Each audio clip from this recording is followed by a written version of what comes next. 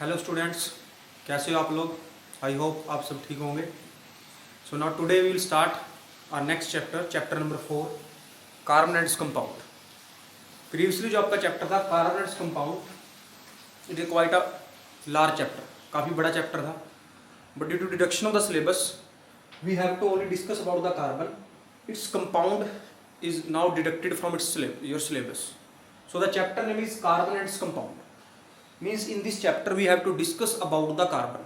What is carbon, how it combine with the other elements, and how it will form various compound, its property.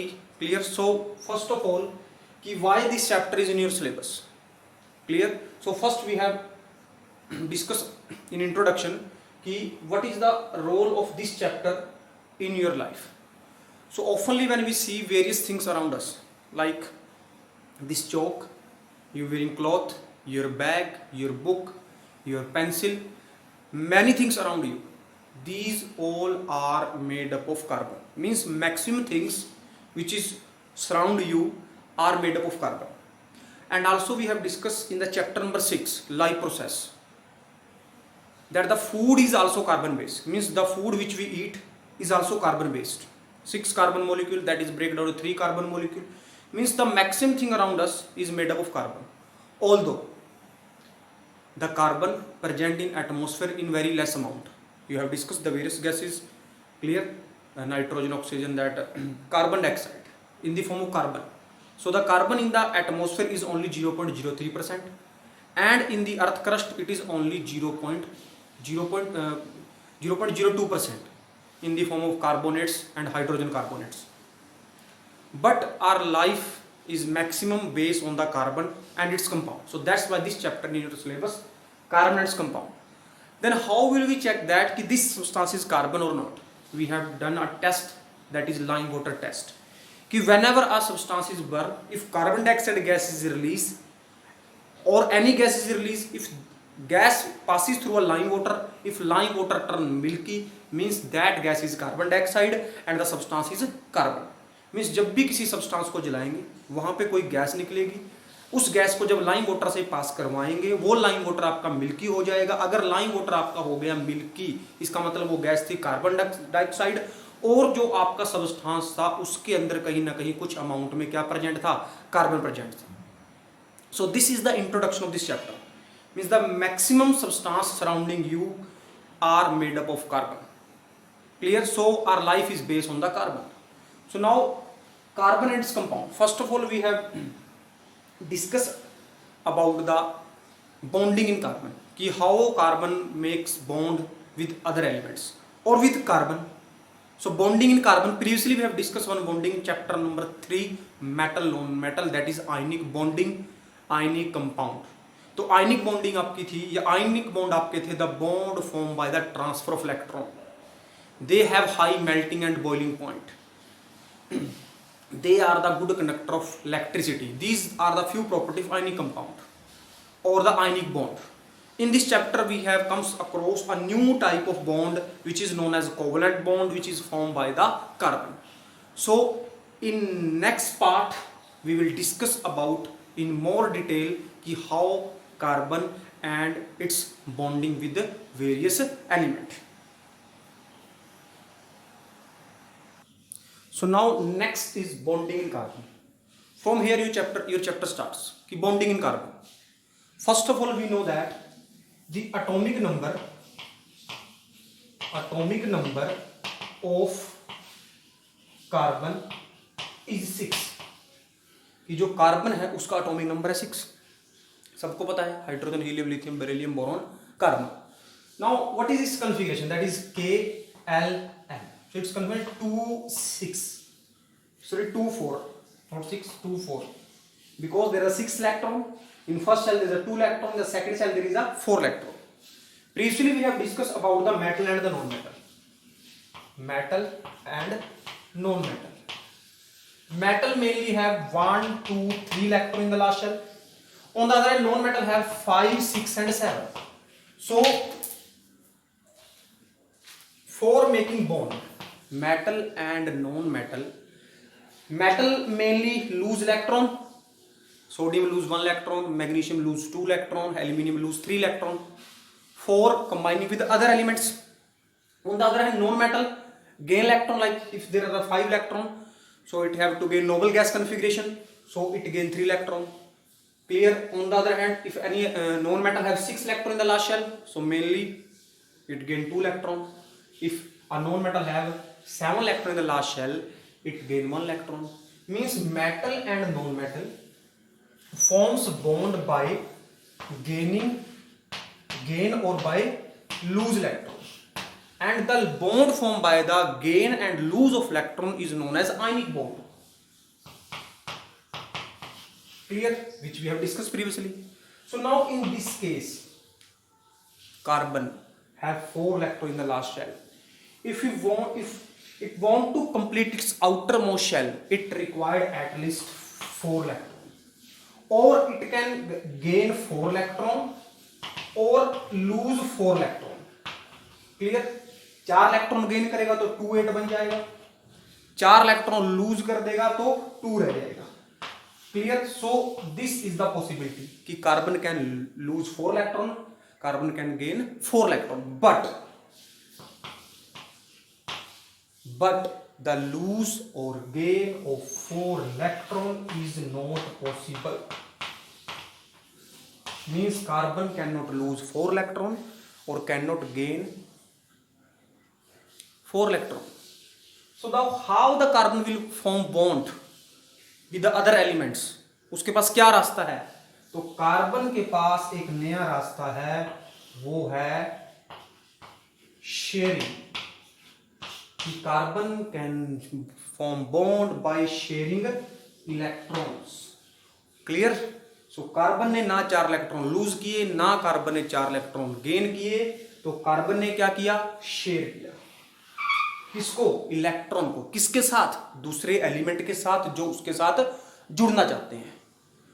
और यहां पे फिर आ गई आपकी definition, what are the covalent bond?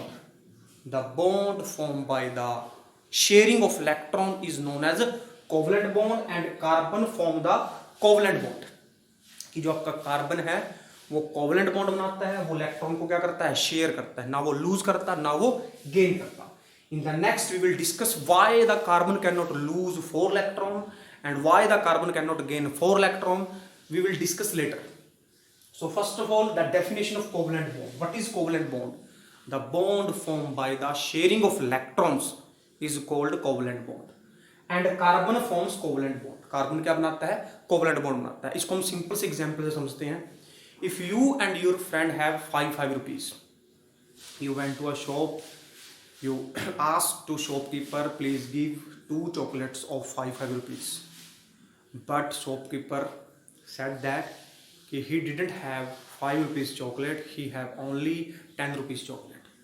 So what conclusion you will draw? Both of you and your friend collect 5 rupees, that make 10. You will give to the shopkeeper and shopkeeper give you a chocolate. So means that chocolate you borrow from a shopkeeper, that you borrow by the sharing of electron. Similarly, carbon also form bond by sharing of electron. कि जो carbon है वो electron share करके आपके bond बनाता है, और जो बॉन्ड शेयरिंग से बनते हैं उनको हम कोवलेंट बॉन्ड कहते हैं. इसको हम आगे डिटेल में डिस्कस करेंगे कि कार्बन आपका 4 इलेक्ट्रॉन लूज क्यों नहीं कर पाता और 4 इलेक्ट्रॉन गेन क्यों नहीं कर पाता. क्या रीजन है कि कार्बन आपका शेयरिंग की तरफ जाता है. Clear? So now will discuss letter part. So now the next question, why carbon cannot form C4 positive and C4 negative?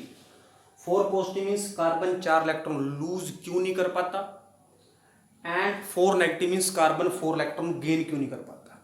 So will discuss it in detail कि why the carbon can not lose और gain electron. So we will reach again to the configuration of carbon. So in the carbon, if this is the nucleus of carbon, it have 6 proton. ये carbon है, carbon के nucleus में 6 proton है, और यहां पे आपका आ गया first shell. In that shell there is a 2 electron, and this is the second cell in which there are the 4 electrons. Clear? This is the electron structure of carbon. 6 proton and 6 electron, which we have discussed in the previous classes, in the class 9th, कि जितने proton होंगे उतने ही electron होंगे, तभी आपके atoms और तभी आपके एलिमेंट्स इलेक्ट्रिकली न्यूट्रल होते हैं। तो पहला सॉल्यूशन कि कार्बन गेन 4 इलेक्ट्रॉन, कार्बन ने 4 इलेक्ट्रॉन क्या कर लिए, गेन कर लिए। If carbon gain 4 electron, what is the number of electron in the outermost shell? There come 4 more electron. Clear? So if I ask a question to you, what is the total number of electron now? 6 already carbon के पास है थे, 4 उसने gain कर लिए, so there are the 10 electrons. And if I said you that कि what are the number of proton?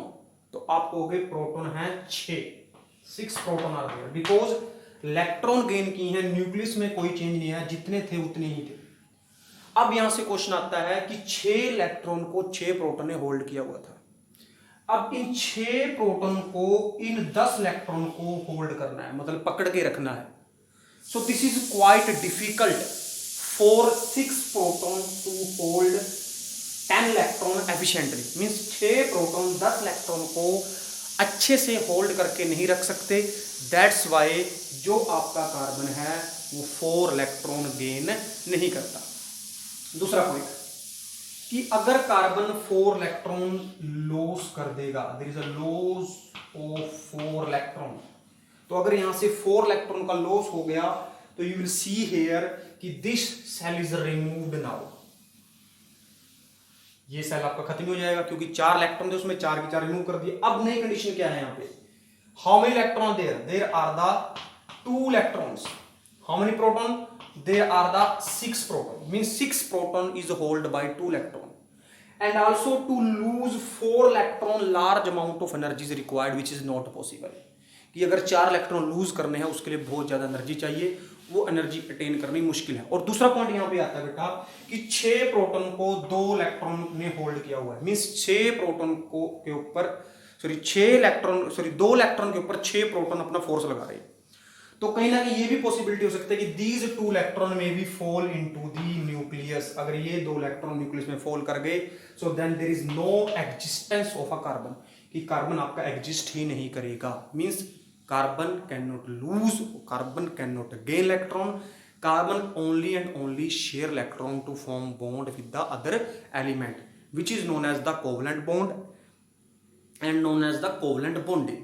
तो question आपका answer आ गया कि अगर कार्बन 4 इलेक्ट्रॉन क्या करेगा, गेन करेगा, तो उसके पास 10 इलेक्ट्रॉन के 6 प्रोटॉन होंगे, तो 6 प्रोटॉन के लिए 10 इलेक्ट्रॉन को पकड़ के रखना या होल्ड करके रखना इज नॉट पॉसिबल। दूसरी तरफ अगर वो 4 इलेक्ट्रॉन लूज कर देगा तो उसके पास 6 प्रोटॉन होंगे, 2 इलेक्ट्रॉन होंगे, और 4 इलेक्ट्रॉन को लूज करने के लिए काफी ज्यादा अमाउंट में एनर्जी चाहिए which we not be provided, उसको हम प्रोवाइड नहीं करवा सकते इतनी एनर्जी को। और दूसरा यह कि यहाँ पे 6 प्रोटॉन के ऊपर 2 इलेक्ट्रॉन का 2 इलेक्ट्रॉन के ऊपर 6 प्रोटॉन का इन्फ्लुएंस है, तो may be there is a possibility कि ये जो 6 प्रोटॉन है इन 2 इलेक्ट्रॉन खींच के न्यूक्लियस के अंदर ले आए और कार्बन आपका एग्जिस्ट ही ना करे। So that's why carbon can not lose और carbon can not gain electron. So carbon क्या करता है, carbon share electron to form bond, and the bond formed by the sharing of electron is known as covalent bond. So in the next we will discuss more about it. So next we will discuss about the properties of covalent compound. So what are covalent compound? The compound formed by the sharing of electrons is called covalent compound. So अगर ये बेटा ये sharing से बनेंगे means they didn't carry any charge. पहले क्या था, एक ने इलेक्ट्रॉन लूज किए थे, एक इलेक्ट्रॉन गेन किए थे, तो एक के ऊपर पॉजिटिव चार्ज था, एक के ऊपर नेगेटिव चार्ज था। लेकिन जो शेयरिंग होगी वहां पे कोई भी एलिमेंट दोनों में से चार्ज कैरी नहीं करेगा। अगर वहां पे अपोजिट चार्ज नहीं है तो उन एलिमेंट के बीच में जो फोर्स ऑफ अट्रैक्शन होगा वो वीक होंगे। अगर फोर्स ऑफ अट्रैक्शन वीक है इसका मतलब they are not closely placed. अगर वो क्लोजली प्लेस्ड नहीं, इसका मतलब उनके अंदर स्पेस होगी, तो अगर उनके अंदर स्पेस है इसका means there state maximum covalent compound are exist in the liquid and gas, कि जो मैक्सिमम कोवलेंट कंपाउंड है वो आपके लिक्विड और गैसियस स्टेट में एग्जिस्ट करें। रीजन क्या है उनका?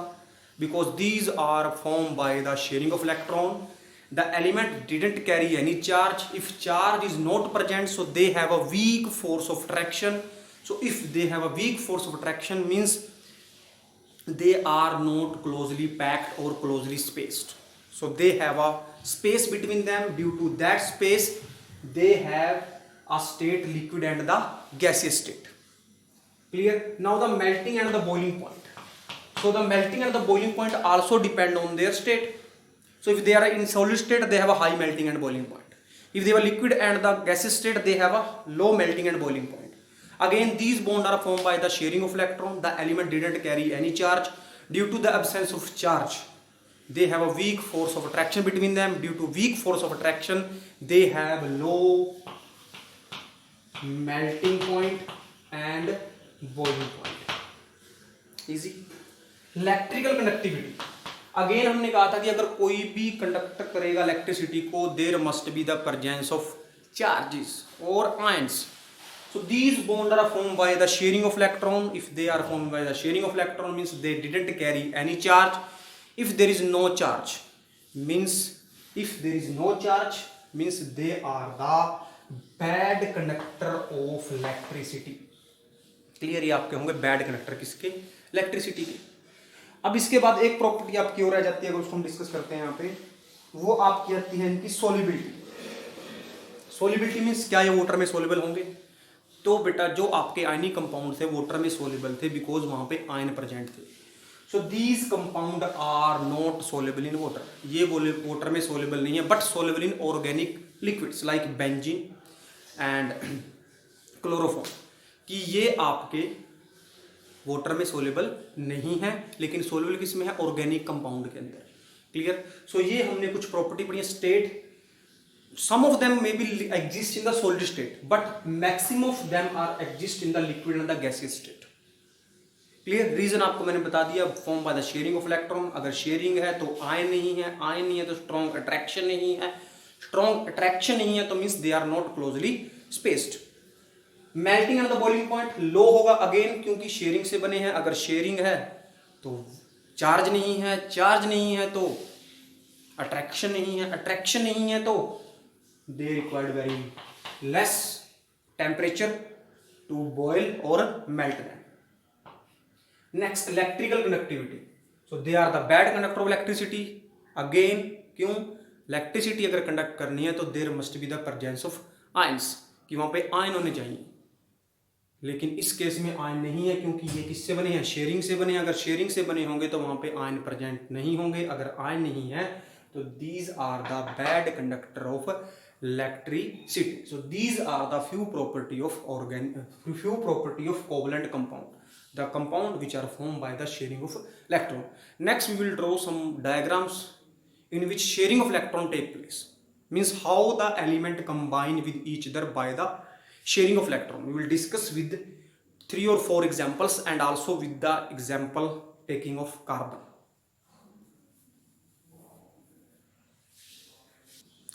So now we will discuss few example of covalent bonding. First we will take the easiest and the first member of your periodic table, that is hydrogen. So hydrogen exists in the H2 form. So how hydrogen combine with hydrogen? So hydrogen combine with hydrogen with the help of covalent bonding. How? So first of all you have to draw like this and you have to draw their dot structure. अब ये dot structure क्या है वो आपको बताता हूँ. In the dot structure you have to just represent the number of dots, as many as dot you have to represent on an element, as many electron in their last shell. So hydrogen atomic number is 1. So how many electron in the last shell? 1. So you have to represent 1 dot and here is 1 cross.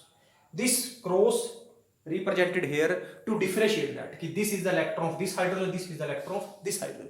If you have to just represent the dot structure, you just only be replaced by this.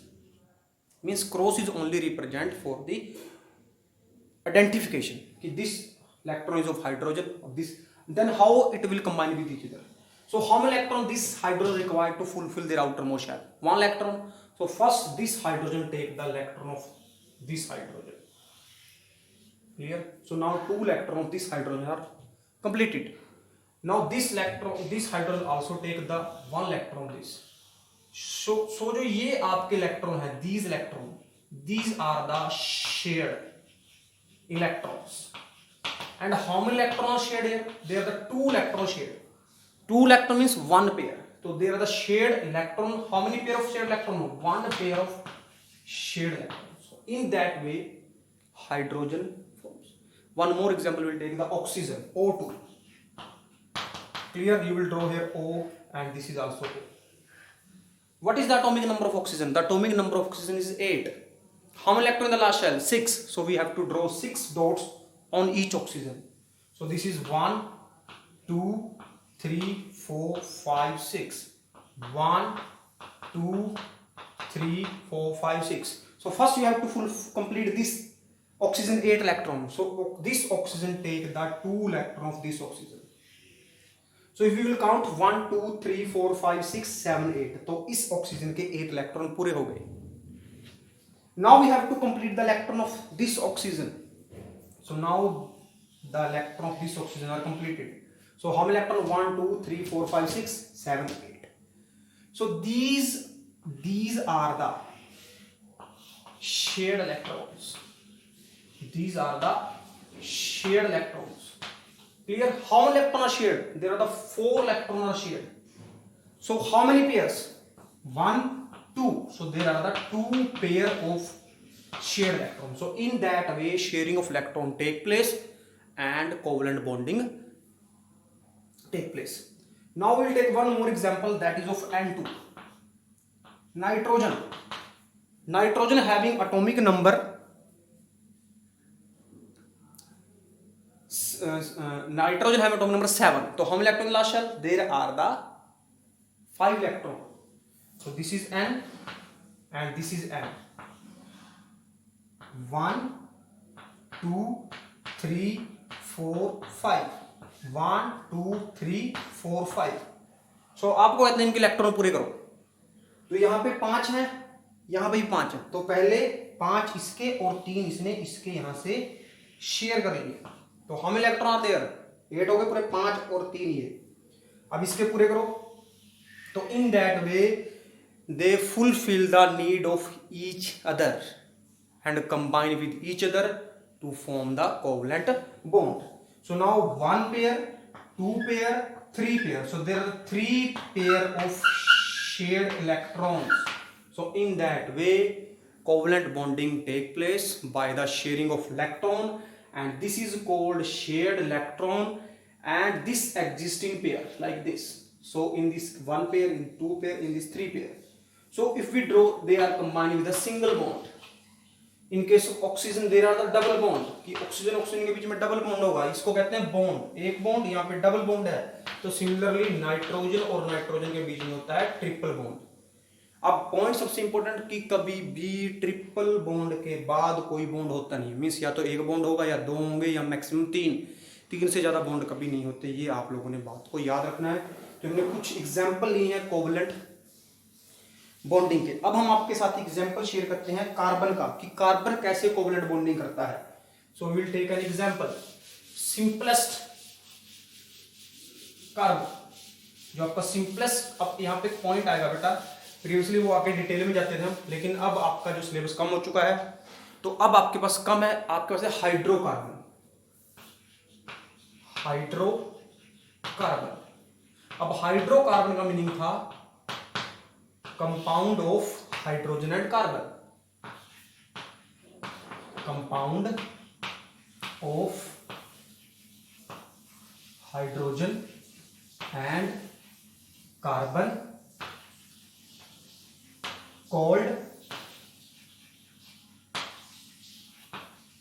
Hydrocarbon. अब point यहां पे समझना बेटा कि hydrogen बहुत सारे अलग और एलिमेंट से भी जुड़ता है. ऑक्सीजन से जुड़ता है, नाइट्रोजन से जुड़ता है, क्लोरीन से जुड़ता है, सल्फर से जुड़ता है कार्बन। लेकिन in your 10th class we have to discuss only about the hydrocarbons, means compound of hydrogen and carbon is called hydrocarbon. तो जो आपका सिंपलेस्ट हाइड्रोकार्बन है वो है CH4, जिसको हम मीथेन कहते हैं।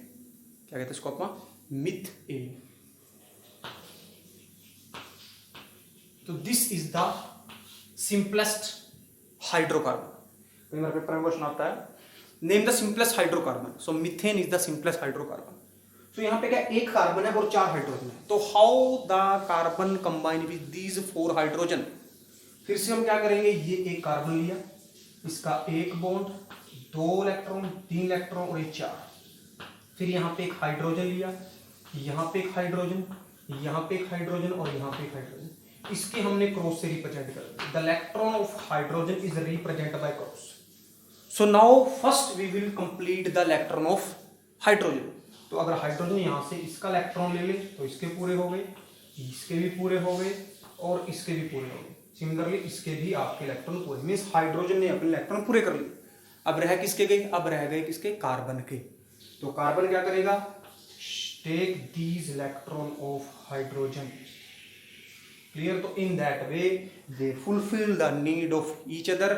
सो how many there are there? 1 pair single bond, 1 pair single bond, 1 pair single bond, 1 pair single bond. अगर एक पेयर होगी तो सिंगल बॉन्ड है, 2 पेयर होगी तो डबल बॉन्ड है, अगर 3 पेयर होगी तो ट्रिपल बॉन्ड है। So this is the how carbon combined with other elements. तो आपने सिर्फ हाइड्रोजन के ऊपर ही फोकस रखना है, कंपाउंड और भी बहुत सारे होंगे, but we have to have focus on the hydrocarbons, means compound of hydrogen and carbon. Next we will discuss, there is a fact file in your NCERT, there is allotropes. So we will discuss it. What are the allotropes?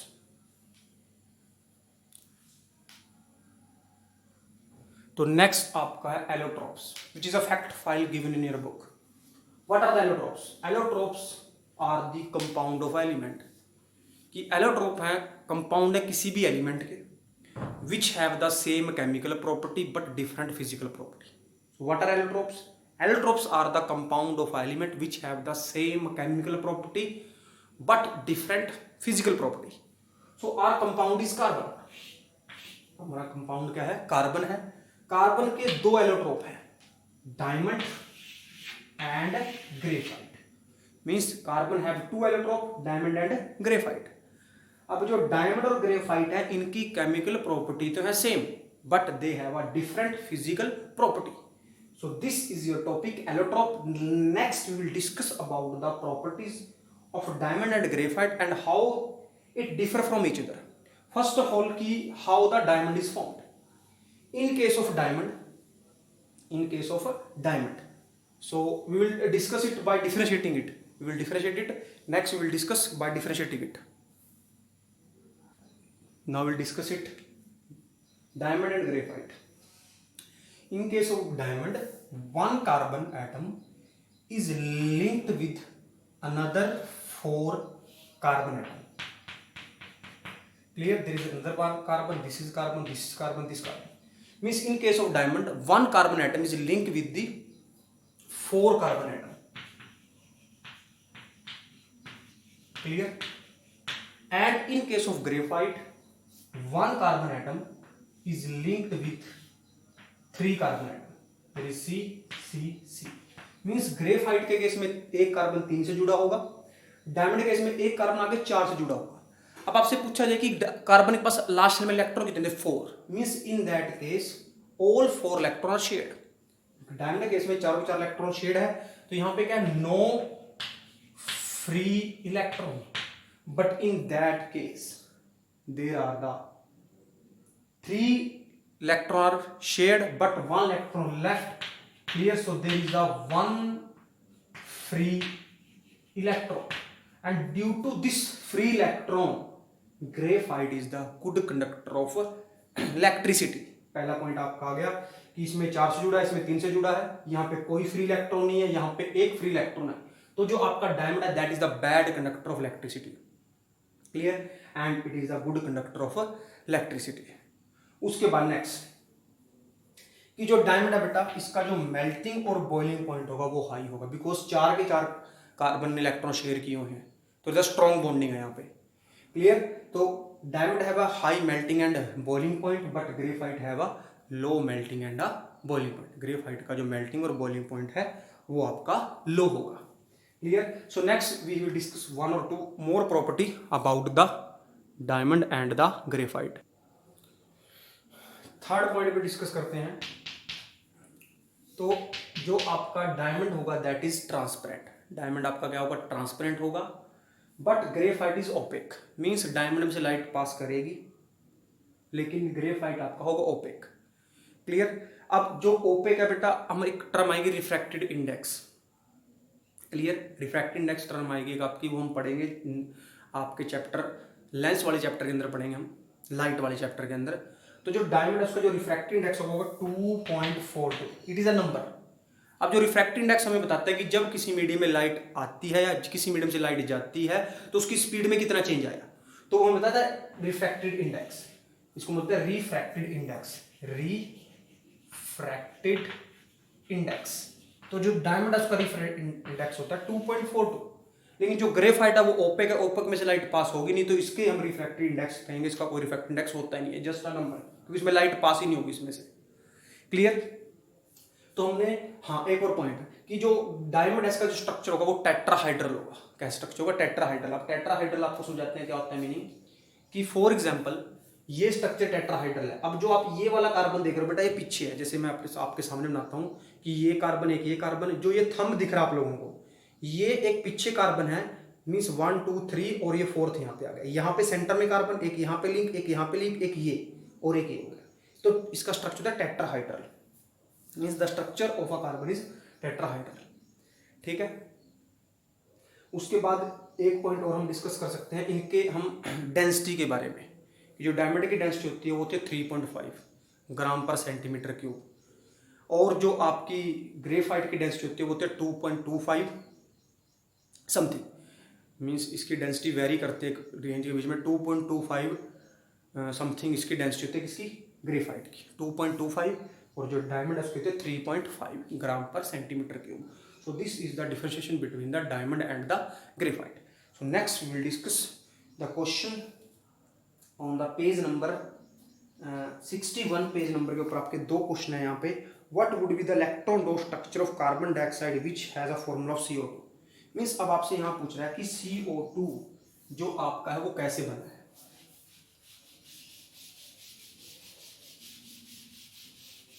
Clear. CO2 बनाना है हमने, तो CO2 कैसे बनेगा, CO2 means एक carbon है और दो oxygen है, तो ये कार्बन यहाँ पे आएगा, एक ऑक्सीजन यहाँ पे और एक ऑक्सीजन यहाँ पे।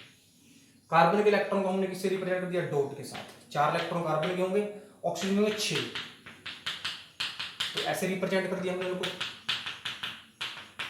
क्लियर। तो अब हमने इनके सबके इलेक्ट्रॉन को पूरा करना है, तो पहले इस ऑक्सीजन के पूरे कर दिए, पूरे कर दिए, तो 6 और 2 8, 6 और 2 8। अब इस कार्बन के पूरे करने हैं हमने। सो ये है electron dot structure of CO2। ऐसे ही आपसे पूछेगा सल्फर का, question number 2। This is question number 1 and now question number 2। Sulphur that exist in the form S8, तो इसका होगा क्राउन स्ट्रक्चर। मींस अब आपने 8 S लेने हैं, 1 2 3 4 5 6 7 और 8। क्लियर। इन सब के ऊपर आपने सल्फर के भी लास्ट शेल में आपके 6 इलेक्ट्रॉन होते हैं। 16 नंबर है उसका, 16 नंबर होता है, तो लास्ट में 6 इलेक्ट्रॉन। तो इसके भी आपने वैसे ही कंप्लीट करते जाने हैं। फर्स्ट ऑफ ऑल इसके कंप्लीट कर देते हैं हम, तो ये आपने कर दिए इसके पूरे, मीन्स इसके थे, अब आपने इसके पूरे करने, तो ये हो गया। तो in that way you will complete the electron of the sulphur. Similarly अगर यहाँ पे है तो इसके भी आपके पूरे करेंगे आप। कैसे, अब इसके पूरे कर दिए, अब इसके पूरे करने हैं आपने, तो ये इन that way you will complete it. तो इस तरह से आप पूरे करते जाओगे, यहाँ तक पहुंच जाओगे। इस तरह से आपका जो S8 है वो एग्जिस्ट करता है, that is a crown structure होता है आपका, क्राउन की फॉर्म में वो एग्जिस्ट करता है। तो ये आपके इन टेक्स्ट थे पेज नंबर 61 पे। तो नेक्स्ट हम देखते हैं टॉपिक आपका क्या है। नेक्स्ट टॉपिक है आपका वर्सटाइल नेचर ऑफ कार्बन। यहाँ पे वर्सटाइल का मतलब है कि आपके सराउंडिंग में इतने सारे कार्बन के कंपाउंड क्यों, मीन्स कार्बन इतने कंपाउंड क्यों बनाता है, that is the meaning of versatile. Now recently it is known that कि near about 3 million carbon compound whose structure is known are identified, कि 3 मिलियन ऐसे कार्बन कंपाउंड हैं जो स्ट्रक्चर हमने पता कर लिए हैं. मीन्स इतने सारे कार्बन के कंपाउंड आपके चारों तरफ क्यों हैं, क्या कारण है उसका कहते हैं वर्सटाइल नेचर. तो कार्बन का वर्सटाइल नेचर होने के there are the 3 to 4 reasons. What are the reason of that versatile nature? The first is catenation. अब ये कैटिनेशन क्या है, what is the meaning of catenation? Catenation का मीनिंग है carbon can link with carbon, carbon से जुड़ के it can make a long chain, this is known as catenation. Means carbon से खुद जुड़ के एक लंबी चेन बना सकता है, जिसको हम कैटिनेशन कहते हैं. What is catenation? The property of carbon by linking with another carbon atom to form a long chain is called catenation. अब ये कार्बन जो है वो दूसरे कार्बन से कैसे जुड़ेगा? Carbon can link with carbon with a single bond, carbon can link with carbon double bond, carbon can link with carbon with triple bond. Means carbon से जुड़ के लंबी चेन बना सकता है. और जुड़ेगा कैसे? वो सिंगल बॉन्ड से भी जुड़ सकता है, डबल से भी जुड़ सकता है, ट्रिपल से भी जुड़ सकता है, जो हम नेक्स्ट पार्ट में समझेंगे कि डबल, ट्रिपल और सिंगल बॉन्ड में क्या डिफरेंस है और कैसे एक दूसरे से ये डिफरेंट है, ये हम नेक्स्ट पढ़ेंगे. तो first property of versatile nature is catenation. Catenation means self linking property of carbon in which carbon can link with the another carbon atom form the long chain. Carbon दूसरों से जुड़ता है ही है, लेकिन खुद से जुड़ के भी एक लंबी चेन बनाता है, जिसको हम कैटिनेशन कहते हैं. नेक्स्ट आपका है स्मॉल साइज, कि जो कार्बन है उसका साइज स्मॉल है. स्मॉल मीन्स उसके पास 6 इलेक्ट्रॉन 2 सेल है. ये भी कारण है एक का, क्या कि कार्बन का वर्सटाइल नेचर है. थर्ड पॉइंट आपका हम डिस्कस करते हैं, दैट इज टेट्रावैलेंट.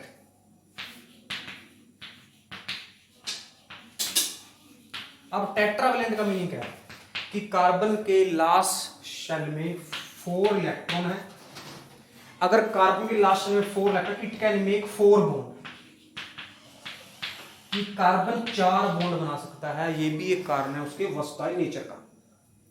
नेक्स्ट आपका जो फोर्थ पॉइंट है वो है strong strength of carbon bond. Strong strength of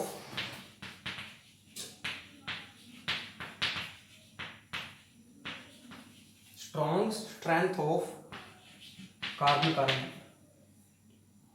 कि कार्बन और कार्बन के बीच में जो बॉन्ड बनता है ये काफी स्टेबल बॉन्ड है, इसकी स्ट्रेंथ काफी अच्छी है. ये भी कारण है उसके वर्सटाइल होने का. तो ये हमने डिस्कस किया है कि why there is a huge amount of carbon compound in your surrounding. The reason behind that catenation, small size of carbon, tetravalent, strong strength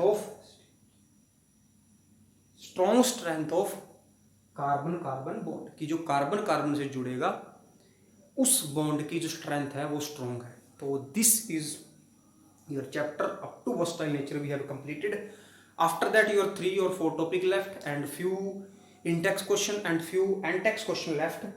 So in-text we will discuss 1 or 2 which we have done up to now. The one question we have discussed on page number 68, question number 2.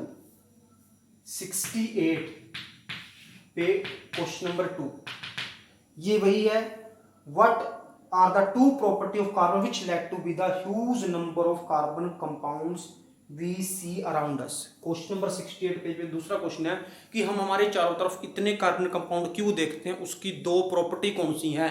तो ये हमने आपको 4 बता दी. इन 4 में से आपने 2 लिखनी है, catenation, small size, tetravalent, strong strength of carbon. So these are the property of. So now up to that versatile nature we have completed. So you have to see the video को देखो, अपना complete करो, time आप submit करवाओ. कुछ बच्चे अच्छे से काम करें, लेकिन कुछ हैं बीच में जो नहीं कर रहे हैं. क्लियर? जो भी वीडियो देखता है बेटा अपना नाम कमेंट में जरूर लिखे, ताकि हमें पता लगे कि इस बच्चे ने देख लिया है, इसने कर लिया है. क्लियर? और वीडियो को पूरा देखो ताकि आपको अच्छे से समझ में आए. अगर फिर भी कहीं पे आपको कोई डाउट रह जाता है तो आप मैसेज कर सकते हो कि सर यहाँ पे प्रॉब्लम है, ताकि उस पार्ट को हम आपको दोबारा बता सकें. Clear? So it is over for today. Thank you.